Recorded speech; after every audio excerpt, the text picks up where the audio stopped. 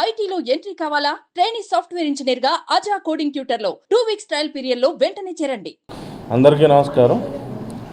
మీకు అందరికీ తెలిసిందే, గత వారం రోజులుగా కూడా రాష్ట్ర వ్యాప్తంగా ఈ సోషల్ మీడియా సైకోల మీద ప్రభుత్వం యుద్ధం ప్రకటించింది. అందులో భాగంగానే మన జిల్లాలో కూడా కొంతమంది ఉండటం అనేది చాలా దురదృష్టకరమైన విషయం. ఈ విషయం గురించి కొంచెం చెప్పాలంటే, నేను పెద్దగా తెలుగు టీవీ ఛానళ్ళు సోషల్ మీడియా ఫాలో అవ్వకపోవటం వల్ల నాకు పూర్తి అవగాహన లేకపోయింది మొదట్లో. ఆ సమయంలో ఒక మిత్రుడు ఆప్తుడు ఒక ఆయన వివరంగా ఫోన్ చేసి, ఎందుకు నువ్వు ఏం జరుగుతుందని అడిగితే, ఏదో మనకు అప్పటి వరకు అంతంత మాత్రంగా చెప్తే ఆయన మొత్తం వివరించితే వీళ్ళ యొక్క ఇతివృత్తాంతాలన్నీ వీళ్ళు ఏంటనేది వీళ్ళ సోషల్ మీడియా పోస్టులు వీళ్ళ ప్రొఫైళ్ళు అన్నీ ఆయన పంపిస్తే అన్నీ చూసిన తర్వాత వీళ్ళ వాడిన భాష ఇవన్నీ చూస్తే ఈరోజున్న పరిస్థితుల్లో అరబ్ దేశాల్లో అయితే రోడ్డు మధ్యలో ఊరు మధ్యలో గుంజకు కట్టేసి రాళ్ళతో కొట్టి చంపేసే శిక్ష విధిస్తారు. అంత అసహ్యకరమైన భాషా ప్రయోగం చేయడం జరిగింది. వీళ్ళు ముఖ్యంగా ఈ వర్రా రవీంద్రారెడ్డి అనేవాడు ఈ రాష్ట్ర ముఖ్య నేతల యొక్క కుటుంబ సభ్యులు, మహిళా కుటుంబ సభ్యులనే వాళ్ళని గురిపెట్టుకుని మరీ ఇతని యొక్క కార్యకలాపాలు సాగిస్తాడు. ఇప్పుడు గౌరవ ముఖ్యమంత్రి గారి మహిళా కుటుంబ సభ్యులు, ఉప ముఖ్యమంత్రి గారి మహిళా కుటుంబ సభ్యుల మీద, తర్వాత ఇప్పుడు ప్రజెంట్ ఈ పార్టీలో ఉన్న ప్రభుత్వంలో ఉన్న మహిళా నేతలనే ఇతని యొక్క లక్ష్యంగా ఎంచుకుని ఇతను సోషల్ మీడియాలో ఈ వికృత విలాపన లేకపోతే ప్రళయ తాండవం చేస్తాం అనేది దానిలో ఇతను సిద్ధహస్తుడు అనమాట. ఇదంతా చెప్పాలంటే ఇది ఒక లార్జ్ స్కేల్, ఇది ఇతను వ్యక్తిగతంగా చేసింది కాదు, ఇది ఒక ఆర్గనైజ్డ్ కర్మాగారం కింద రాష్ట్ర వ్యాప్తంగా జరుగుతున్న ఈ యొక్క ఇండస్ట్రీలాగా మాదిరి స్కేల్లో ఉంది వీళ్ళదంతా కూడా. సో ఈ యొక్క కేసు గురించి వస్తే మీకు అంతా తెలిసిందే. 5వ తారీఖుని వీరిని పిలుచుకురావటం, మళ్ళీ పంపించేయటం, మళ్ళీ ఇతను వేరే కేసులు ఉన్నా కూడా వాళ్ళు వచ్చేలోపు చెకింగ్ ఇతను తప్పుకోవటం, అప్పటి నుంచి మనం ఇతని మీద పూర్తి స్థాయిలో ఇతన్ని పట్టుకోవటానికి మనం ప్రయత్నాలు చేయటం, 8వ తారీఖు ఇతను ఆచూకీ హైదరాబాద్ పరిసర ప్రాంతంలో రావటం, మళ్ళీ వస్తున్న క్లూ కట్ అయిపోవటం, అప్పటి నుంచి ముమ్మరంగా గాలింపు చర్యలు చేపడితే నిన్న మధ్యాహ్నం సమయంలో మనకి మార్కాపురం సమీపంలో ఉన్నట్టుగా మనకు సమాచారం వస్తే అక్కడ రాత్రి 11 గంటలు లేదా అదుపులో తీసుకుని మనం కడప పోలీస్ స్టేషన్లో ఇతని వివరాలకు వెళ్తే, ఇతని పేరు వర్రా రవీందర్ రెడ్డి, వయసు 38 సంవత్సరాలు, ఇతని వేముల మండలం.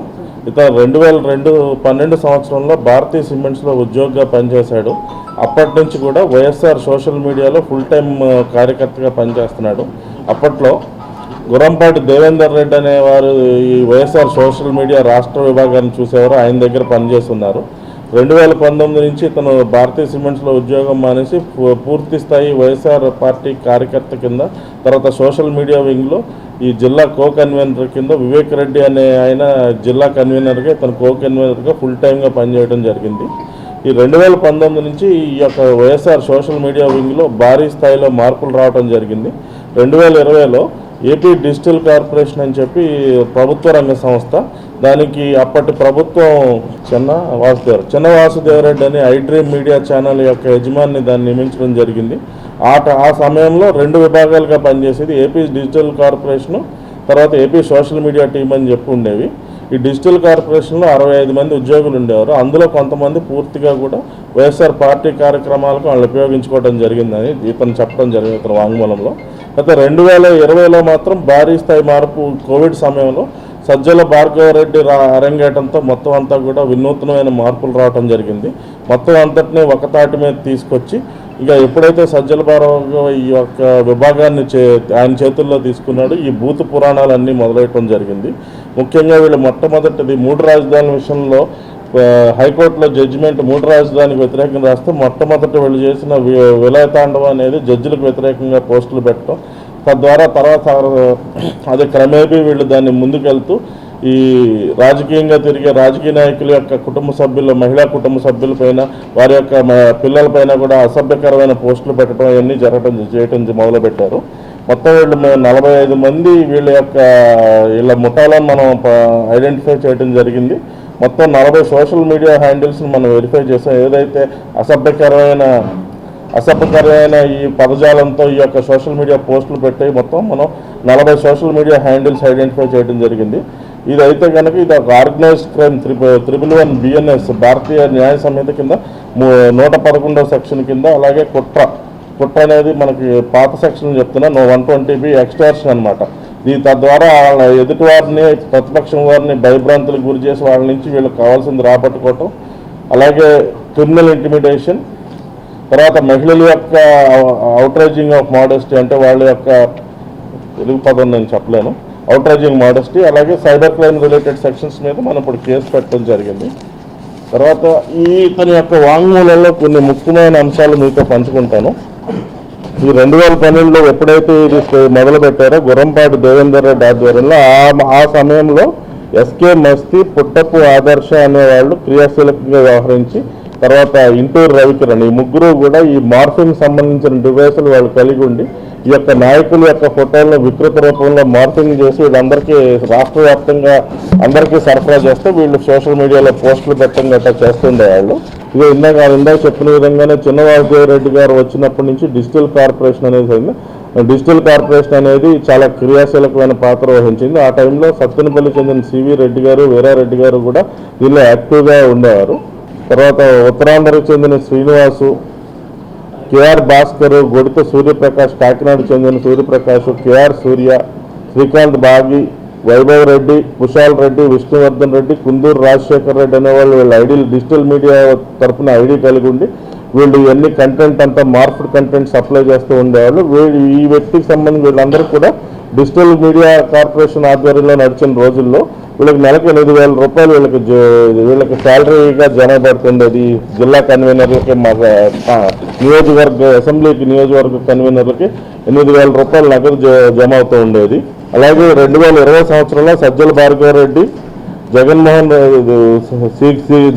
రెడ్డి గారి బంధువు అయినటువంటి సిరిగిరెడ్డి అర్జున్ రెడ్డి, సత్తెనపల్లి చెందిన వీరారెడ్డి, సుమారెడ్డి, తీయపుర అనేవారు వీళ్ళ బాధ్యతలు వీళ్ళు తీసుకోవడం జరిగింది. అలాగే మొత్తం వీళ్ళకి యూట్యూబ్ ఛానల్స్ మొత్తం దగ్గరగా ఒక 40 యూట్యూబ్ ఛానల్స్ ఉన్నాయి. అందులో సిఎస్ఆర్ మీడియా, తక్కలపల్లి, వారియర్స్, సుమా టీమ్, ఇలా రకరకాలుగా మొత్తం ఉండడం జరిగింది. ఇదే కాకుండా పీడీటీవీ, జానీ, శ్రీరెడ్డితో లాంటి ఇండివిజువల్ వ్యక్తిగత యూట్యూబ్ హ్యాండిల్లో కూడా అసభ్యకరమైన పోస్టులు వీళ్ళు జారీ చేస్తూ ఉండేవారని చెప్పడం జరిగింది. మొత్తం వైఎస్ఆర్ సోషల్ మీడియాలో 130 మంది ఉండి వీరి వద్ద 400 పైగా హ్యాండిల్స్ ఉండి, ఇదంతా కూడా వీరి యొక్క సజ్జల రెడ్డి గారు ఇది చేపట్టిన తర్వాత వీరి యొక్క ముఖ్య కార్యాలయం తాడేపల్లిలో గల పీవీసీ ఐకాన్ బిల్డింగ్ 3rd ఫ్లోర్లో YSR social media head office ఉంది. అక్కడి నుంచి వీళ్ళంతా కూడా వీళ్ళ యొక్క కార్యక్రమాలు నడిపించేవారు. మొత్తం ఇప్పుడు ఐడెంటిఫై చేసిన ఈ అసభ్య పదజాలంతో పోస్టులు పెట్టిన హ్యాండిల్స్ డాక్టర్ ప్రభాకర్ రెడ్డి, చెన్నైపల్లి ఆయన పేరు. 2 జగనన్న సైన్యం, ఇది వచ్చి వెంకటేష్ బాడీ అని బొబ్బిలి చెందినవారు, పవన్ కుమార్ గొట్టుబాట ఆయన. వెంకటేష్ బాడీ వచ్చి YSR social media manager team జగనన్నలో 2010 నుంచి పనిచేస్తున్నారు. తర్వాత వచ్చి బేతంపూడి నాని గిడియోన్, ఇతను కూడా అసభ్యకరమైన పోస్టులు పెట్టడంలో సిద్ధహస్తుడు. అలాగే కేసరి రాజశేఖర్ రెడ్డి అనే అతను, ఇందుకూరు శ్రీనివాసరాజు, రామాల మనీత్ కృష్ణారెడ్డి, మొహమ్మద్ ఖాజా బాబా, మేకా వెంకటరామరెడ్డి, హరికృష్ణారెడ్డి కల్లం, మలకా అమర్నాథ్ రెడ్డి, వెంకటరంగారెడ్డి నెమలిదిన్నె, బొగ్గు జయరాం, బద్దం అశోక్ రెడ్డి, ఇడ్లీ వడ సాంబార్, ఇంటూరు రవికిరణ్, షేక్ మహమ్మద్ ఖాజా మొయినుద్దీన్ షేక్ అలియా షేక్ జాను, జగదీశ్వర్ రెడ్డి ఆళ్ల, ఇంటూరు రవికిరణ్ ఇంకో హ్యాండిల్ ఇది, శ్రీనివాసరెడ్డి బట్టలపల్లి, రమణ్జీ జింకాల రామాంజనేయులు, రెడ్డి గారు అమ్మాయి వెలమూరు సుధారాణి, మహమ్మద్ ఇస్మాయిల్, ఎన్ బాలాజీ రెడ్డి, పర్వత సుధాకర్ రెడ్డి, భార్గవ్ రెడ్డి, మునగాల హరీశ్వర్ రెడ్డి, ఇలా మొదలైన వారందరూ కూడా ఈ సోషల్ మీడియాలో అసభ్యకరమైన, జగుత్సాకరమైన పోస్టులు పెట్టడంలో ఇతని నెట్వర్క్లో ఇతని ప్రొఫైల్ మనం పరిశీలించగా మన యొక్క ఇదంతా కూడా చూడటం జరిగినది. ఇప్పుడు ఈ digital and social media cell Jagan connect అంటారు దానికి జగన్ కనెక్ట్కి 22 నుంచి ఇన్ఛార్జిగా సజ్జల భార్గవరెడ్డి కొనసాగుతున్నారు. ఇవన్నీ సజ్జల భార్గవరెడ్డి, అర్జున్ రెడ్డి, వీరారెడ్డి, సుమారెడ్డి తదితర వైసీపీ సోషల్ మీడియా యొక్క సూచనల ప్రకారం వీళ్ళంతా కూడా వాళ్ళ యొక్క సూచనల ప్రకారం పనిచేస్తారు. అయితే రాష్ట్రంలో ప్రతి జిల్లాలోనూ ఒక జిల్లా గ్రూప్ కన్వీనర్ ఉంటారు. కడప జిల్లా డిస్టిక్ గ్రూప్ కన్వీనర్గా వివేక్ రెడ్డి అని పులివెందులకు చెందిన ఆయన, తర్వాత ఇతను, చెన్నారెడ్డి, సునీత, తిరుపూడి నిశాంత్ అనేవారు కో కన్వీనర్స్గా కడప జిల్లాకు వ్యవహరిస్తున్నారు. ఇదంతా కూడా PVR icon building 3rd floor Tadepalli నుంచే మొత్తం వీళ్ళకంతా దిశానిర్దేశం రావడం జరుగుతుంది. అయితే ఇతని యొక్క పెట్టే పోస్టుల్లో 3 రకాలు ఉన్నాయి. ఒకటి, ఇతను సొంతంగా కొన్ని పోస్టులు పెడుతుంటాడు. కొన్ని సజ్జల భార్గవ్ అదే పీవీఆర్ ఐకాన్ బిల్డింగ్ ఏదైతే ఉందో అక్కడ వీళ్ళ యొక్క యూజర్ ఐడి పాస్వర్డ్లు కూడా వాళ్ళు కలిగి ఉన్నారు. 22వ సంవత్సరంలో కొంతమంది ఐడెంటిఫైడ్ హ్యాండ్లర్స్ ఎవరైతే ఉన్నారో వాళ్ళ యొక్క ఐడీస్ పాస్వర్డ్స్ తీసుకుని ఆ పీవీఆర్ ఐకాన్ బిల్డింగ్ నుంచే వాళ్ళు కొంత పోస్ట్ చేస్తారు. ఇతను కొన్ని పోస్ట్ చేస్తాడు. అయితే మూడోది ఏంటంటే, బండి రాఘవరెడ్డి అని అవినాష్ రెడ్డి గారి యొక్క పిఏ ఎవరైతే ఉన్నారో ఆయన ఇస్తారంటే ఇతనికి వాట్సాప్ నెంబర్ ద్వారా ఆయన యొక్క వాట్సాప్ నెంబర్ కూడా ఇవ్వడం జరిగింది. దాని ద్వారా ఇతనికి జారీ చేసి అతని యొక్క నెంబర్ కూడా ఇవ్వడం జరిగింది. ఆ వాట్సాప్ నెంబర్ నుంచి ఇతని నెంబర్లకి ఇతను కొంత కంటెంట్ ఇస్తే అది కూడా పోస్ట్ చేసేవారు. అలాగే కొన్ని పోస్టులు ఉన్నాయి. అవి ఇప్పుడు పత్రికా సముఖంగా ఇప్పుడు రాష్ట్ర వ్యాప్తంగా చాలామంది చూడొచ్చు. నా యొక్క సంస్కారం, విజ్ఞత అవి చదవటానికి నాకు మనసు అంగీకరించట్లేదు. సో దీని ఇంకేంటంటే ఈ యొక్క బండి రాఘవరెడ్డి అనే వారు ఇచ్చిన పోస్టులు ముఖ్యంగా వైఎస్ షర్మిల గారి మీద, సునీత గారి మీద, విజయమ్మ గారి మీద ఇచ్చినట్టున్నది. ఈయనకి బండి రాఘవరెడ్డి అనే వ్యక్తి ఇస్తే, అవినాష్ రెడ్డి గారి పిఏ ఇస్తే ఈయన పోస్ట్ చేశాడని మన యొక్క వాంగ్మూలంలో చెప్పడం జరిగింది. ఇది మరి బండి రాఘవరెడ్డి గారికి కంటెంట్ మెటీరియల్ ఎవరు ఇస్తారంటే ఇతను నేను 2-3 సార్లు అవినాష్ రెడ్డి గారు బండి రాఘవరెడ్డి గారికి డిక్టేట్ చెప్తుండగా ఆయన నోట్స్ తీసుకుని నాకు ఇచ్చేవాడని చెప్పడం జరిగింది. ఇదంతా కూడా మరి ఇతను నాకు సంబంధం లేదు, ఇది వేరే నా యొక్క ఐడెంటిటీని వేరే వాళ్ళు దొంగిలించి పెడుతున్నారని ఒక కేసు పెట్టడం కూడా మన వద్ద పెట్టారు పులివెందుల్లో. దానిలో వేరే వ్యక్తినైనా చేశారు. మరి ఇతను వాంగ్మూలంలో ఈ రకంగా చెప్పడం జరిగింది. దీన్ని మనం కొంచెం లోతుగా పరిశీలించాల్సి ఉంది. మా మధ్య సమన్వయం అప్పుడు ఆ సమయంలో కొంత కొరవడింది. దానివల్ల ఆయన క్యాజువల్గా వెళ్ళిపోయినాడు. ఎవరిదేం పొరపాటు.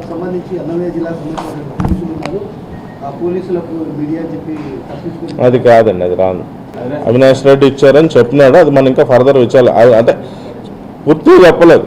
అవినాష్ రెడ్డి చెప్తుంటే రాఘవరెడ్డి నోట్స్ రాసుకునేవాడు. అది 1-2 సార్లు నేను చూస్తున్నానన్నాడు. అది ఏంటనేది ఇంకా మరి ఇప్పుడు మనం సునీత గారు అయితే హైదరాబాద్లో కంప్లైంట్ ఇచ్చింది. మనకు కంప్లైంట్ ఇస్తే దాని మీద మనం విచారణ చేపడతాం. అది ఎక్కడ ఈ కేసా? పులివెందులు సార్, పులివెందులు అని చెప్తారు. సో పులివెందుల్లో ఒక పర్టికులర్ పర్సన్ ఈ విధంగా పోస్టులు ఏవైతే ఉన్నాయో, సపోజ్ ఫర్ ఎగ్జాంపుల్ కొన్ని పోస్టులో మందకృష్ణ మాదిక్ గారి మదర్ని కూడా తిట్టడం జరిగింది. పవన్ కళ్యాణ్ గారి మదర్ని కూడా చాలా డెరగేటరీగా మాట్లాడటం జరిగింది. అదేవిధంగా మా గౌరవ ముఖ్యమంత్రి గారి కుటుంబ సభ్యులు, ముఖ్యంగా ఆడవారిని, అంతేకాకుండా పవన్ కళ్యాణ్ గారి పిల్లలను కూడా చెడ్డగా మాట్లాడటం జరిగింది. వీటి వల్ల అగ్రీవ్డ్ చెందిన వాళ్ళు కొంతమంది వెళ్ళి అడగడానికి వెళ్ళినప్పుడు కొంత క్యాస్ట్ అబ్యూస్ లాంటిది ఇట్లాంటిది ఉందని చెప్పి ఒక కంప్లైంట్ రావడం జరిగింది. దాని రిలేటెడ్ మేము కేసెస్ కట్టాం. ఇక్కడే కాదు, రాష్ట్ర వ్యాప్తంగా దాదాపు 15-17+ ఇట్లాంటి కంప్లైంట్స్ వచ్చినాయి అని చెప్పి మాకు సమాచారం అందుతుంది ఈరోజు. కాబట్టి ఏంటంటే ఫర్దర్గా గోయింగ్ ఫార్వర్డ్ ఇక్కడ we have a set of these posts. Each of these post is extremely మనం చదవలేం మీ ముందు, మీరే దయచేసి మీ కళ్ళతో చూడండి. అదే సో అవి కావాలంటే జనరల్గా ఇలాంటి అంటే మనం ఆఫ్ ది ఫ్రాంక్గా మన ఒక ఈ గవర్నమెంట్ ర్యాంకు స్టేటస్ పక్కన పెడితే కడుపుకి అన్నం తినేవాడు అయితే ఇలాంటి భాషలు ఆడవాళ్ళ మీద వాడరండి మన సమాజంలో. ఏమో పూర్వకాలంలో రాక్షసులు ఉండేవాళ్ళు అంట, ప్రేతాత్మలు, పిశాచాలు ఉండేవి. ఇది ఋషులు యాగాలు చేస్తుంటే చెట్లు నరికి లేకపోతే జంతువులు చంపి రక్తం తీసుకొచ్చి ఆ యాగ మంటల మీద పోసేవాళ్ళు అంటే ఇక ఆ జాతికి చెందిన వాళ్ళు. ఆయన ఇంటెన్షన్ ఏం లేదు, రాఘవరెడ్డి ఇచ్చాడు, పెట్టాడు, 13,000 తీసుకునేవాడు అంతే నెలకు.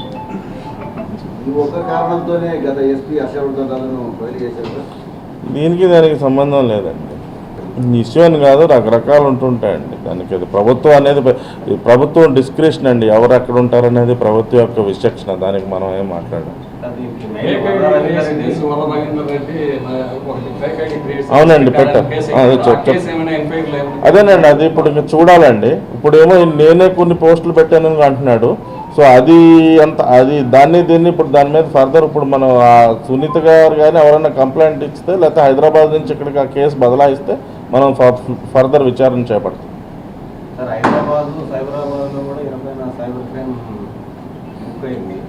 అదే వైఎస్ సునీత గారు ఇచ్చారండి, వాళ్ళు దానిపై ఎటువంటి చర్యలు చేపట్టలేదు. అయితే రెండు రకాలుగా చేయొచ్చండి. ఆ కేసే హైదరాబాద్ పోలీసులు మనకు బదలాయించవచ్చు, లేకపోతే సునీత గారు వచ్చి ఫ్రెష్గా కంప్లైంట్ ఇవ్వచ్చు. వస్తే దాని మీద మనం ఫర్దర్ విచారణ చేపడతాం. అంటే ఈ కేసుకి దానికి డైరెక్ట్ రిలేటెడ్ ఇతను వాంగ్మూలంలో వచ్చిన విషయాలన్నీ మీకు మీతో పంచుకోవడం జరిగింది. ఇదంతా కాన్స్పిరసీ కాదండి. అదే తాడేపల్లిలో పీవీఆర్ ఐకాన్ కాంప్లెక్స్ 3వ ఫ్లోర్లో పెట్టుకుని ప్రభుత్వ జీతంతో అందరూ దానిలో నియమించుకుని ఇలాగ బూతులు తిడుతూ అంటే ఏంటంటే ప్రతిపక్ష పార్టీ యొక్క మనోధైర్యాన్ని రోడ్డు మీదకి వచ్చే బయటకు వద్దామన్న మనోధైర్యాన్ని చంపడమే కదా. ఇది అంతా దైత్య రాజకీయం అంటారు, దైత్య ప్రవృత్తి. 8 జిల్లాలో ఒక 10 కేసులు ఉన్నాయి, మొత్తం రాష్ట్రంలో 30 నుంచి 40 కేసులు ఉన్నాయి. ఏమండి ఏ విషయంలో అండి? మా స్టాఫ్ మీద ఎందుకు తీసుకుంటాం? అది సిఐ గారిది అంటే ఆ రోజు అతను బాధ్యతాయుతంగా వ్యవహరించలేదు కాబట్టి చేయవలసి వచ్చిందండి. ఖచ్చితంగా ఇతనికి అన్నమయ్య ఇప్పుడు వాళ్ళ దగ్గర మేము 41A నోటీస్ ఇచ్చి వదిలేశారు. అన్నమయ్య వాళ్ళు వస్తున్నారు, వాళ్ళకి హ్యాండ్ ఓవర్ చేయమంటే హ్యాండ్ ఓవర్ చేసే ప్రక్రియ ఏదైతుందో సక్రమంగా నిర్వర్తించలేదు. ఫస్ట్ వ్యక్తి వచ్చేసి వర్ర రవీందర్ రెడ్డి, తండ్రి సూర్యనారాయణ రెడ్డి అండి. Next Subbareddy and third person is Uday Reddy. కరెక్ట్నా? Uday third person is Uday. వాళ్ళిద్దరూ పారిపోవటానికి సహకరించారు తప్పితే ప్రత్యేకంగా వేరే నేరంలో వాళ్ళది ఏమి లేదు. Their role is not into the morphing and posting as such. అతను తప్పించుకునే క్రమంలో అతను సహకరించినందుకు వాళ్ళని కూడా పట్టుకున్నాం. వీళ్ళందరూ ఒకరికొకరు బాగా తెలిసిన వాళ్ళు, close friends. So that is the reason why they have help. PVR icon కాంప్లెక్స్లో అవన్నీ హైదరాబాద్కి బదలాయించారన్నారు. హైదరాబాద్కి కొన్ని బెంగళూరుకి మరి కస్టడీ తీసుకుని మొత్తం రాష్ట్రంలో అన్ని ప్రదేశాలకి తిప్పి అన్నీ చేయాలి కదా. కస్టడీ ఖచ్చితంగా కోరుతాం. తర్వాత మరి బండి రాఘవరెడ్డి విషయం గురించి మనకు వాంగ్మూలంలో చెప్పిన తర్వాత కడప జైల్లో ఉంటే ప్రాణహాని కూడా ఉంది, వేరే జిల్లా జైలుకి కూడా మనం మ్యాజిస్ట్రేట్ గారిని రిమాండ్ ఇవ్వమని కోరుతాం.